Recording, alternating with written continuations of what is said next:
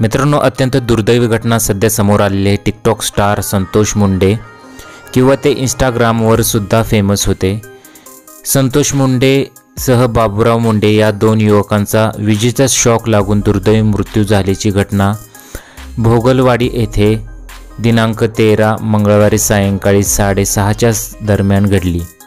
या घटनेमुळे सर्वत्रच हळहळ व्यक्त केली जात आहे। याबाबत मिळालेली माहिती अशी आहे की धारूर तालुक्यातील भोगलवाडी येथील टिकटॉक स्टार संतोष मुंडे व त्याचा मित्र बाबूराव मुंडे हे दोघे भोगलवाडी ते काळेची वाडी रस्त्यावर असलेले विजेच्या डीपीचे फ्यूज टाकण्यासाठी गेले होते। यावेळी अचानक वीज आल्यामुळे दोघांचा करंट लागून जागीच मृत्यू झाला आहे। या घटनेची माहिती कळताच समाज माध्यमातून तीव्र दुःख व्यक्त केली जात आहे। संतोष मुंडे यांनी टिकटॉकच्या माध्यमातून आपली वेगळीच ओळख निर्माण केली होती आणि मोठ्या प्रमाणात त्यांचे असे फॅन फॉलोअर होते।